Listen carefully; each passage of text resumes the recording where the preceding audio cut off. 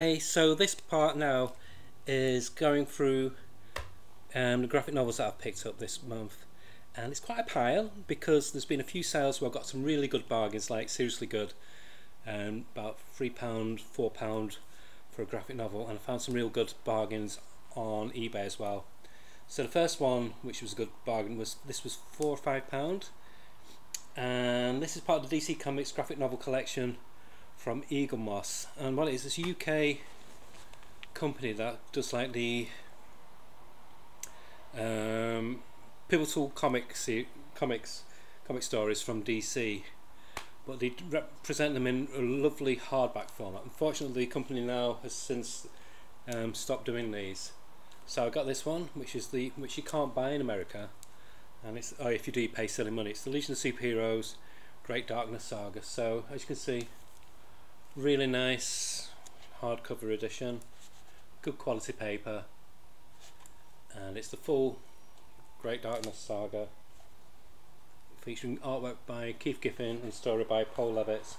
One of my favourite storylines of any comic, so can't wait. I did have the trade paperback years and years ago. I had the original comics years ago as well, so can't wait to read that again. That'll be a good read. Like I said, it's about £5, and then got this quite a good price as well. Frontiersman from Image. I think I paid about £5 again for this one. I enjoyed it. It was a good read, good spin on superheroes. What annoyed me though, there was a one-shot after this, which I've not got, which tied up the loose ends in the story, and they've not collected it. So that's a bit annoying. And then one of my favourite reads of the month was Volume 1 and Volume 2 of That Texas Blood. Basically, it's like a mashup of True Detective and Fargo, and I loved it, absolutely loved it. The artwork's by Jake Phillips, it's written by Chris Condon. Jake Phillips, as you most likely were, is the son of Sean Phillips, and he's got his dad's artistic chops. He does the colour in a lot of his dad's comics, but in this one he's doing the artwork, and he's got a really nice control of pen and ink. But yeah, highly recommend it. If you're sleeping on this, don't. Pick it up, very reasonable price. Really good solid crime noir, with a nice undercurrent of humour, but quite dark as well at the same time, and one of my most enjoyable reads of the year. Really enjoyed that. This one I'll be doing a review of when I get around to reading it. That's Devil in War, Blood Debt,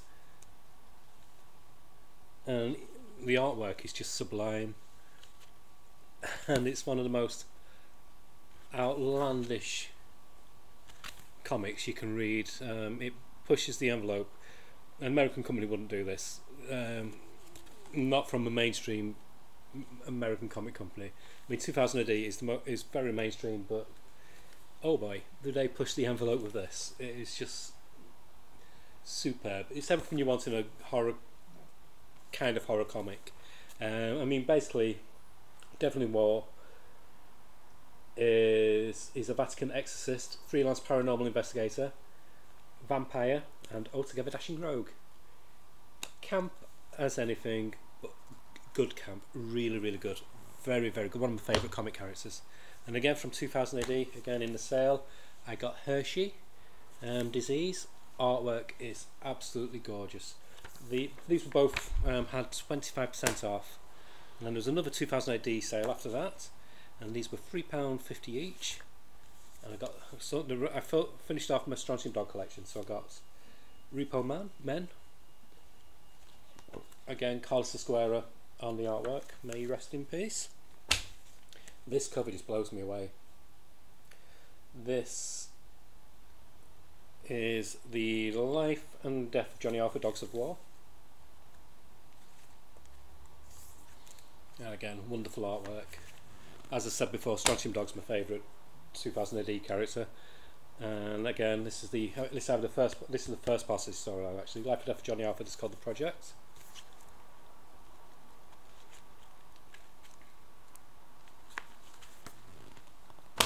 And finally, on eBay, I've found a series of graphic novels from different sellers, but I didn't pay more than £6 roughly on average for each one. That's including postage. And these are the Essential X-Men. So this is my format for collecting and reading classic X-Men by Byrne and Claremont. I know everybody's going, oh, get the omnibus, but I like these. I just like I mean, from England, I'm used to black and white comics, and I just love seeing the artwork without colour. Just a really good artwork from Dave Cockrum and John Byrne. And this is the first part of this is the beginning of that classic run of X-Men by Claremont, Cockrum and Byrne. And that's volume 1, and then I've got volume 2. Brilliant cover, that. And of course this has got the Dark Phoenix saga in it, and again just brilliant artwork. And then I got volume 3, and the main artist again on this one was Cockrum. I think Byrne does do some, I think, but the majority is Cockrum. I mean, I love Byrne, is my favourite X-Men artist, but Cockrum's not to be sneezed at. And I've got volume 4, which is a chunky book, and John Romita and Paul Smith come on this.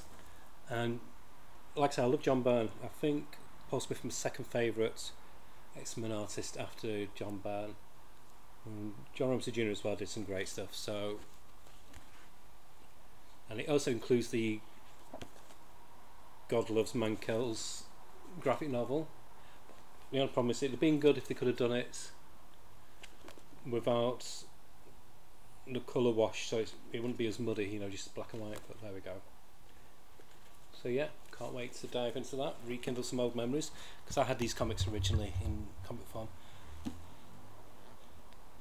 And this one is volume 5, Uncanny X-Men 180 to 198, annual 7 to 8. So you got Chris Columbus, of course, John Romita Jr., Barry Windsor-Smith, and other people. And this was the period of Mohawk, Storm, and that's my favourite period of the X-Men. But yeah, again, another chunky book. And then finally I got volume 6.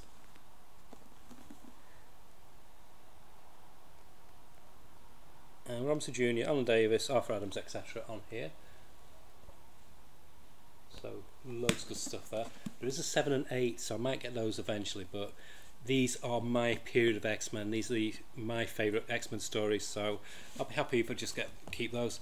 I mean, what was that? That's 6 books, roughly about £6, £7 each. So that cost me about 30, 40 quid, if that.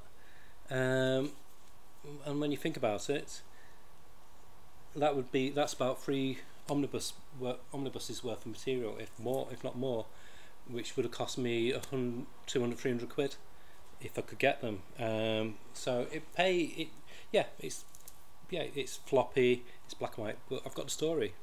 So I'm happy with that. And I love the Essential format. I wish I still did it. For me, it's an easy to read format. You're not worried about it getting bashed. I don't mind omnibuses, but they are cumbersome. I just save for special occasions, like the ones I'll get next for omnibus will be New Teen Titans 1, and I'll get Miracle Man because I've only got that in digital, and then the other one I might get is The Question. So that's it. That's what I've got for this month, for the month of October. Like I've got new comics coming out with me soon, and I'll unpack those next week, and I'll do some reviews of the ones that I've read. And that's it. Okay, thanks. Have a great weekend. Bye.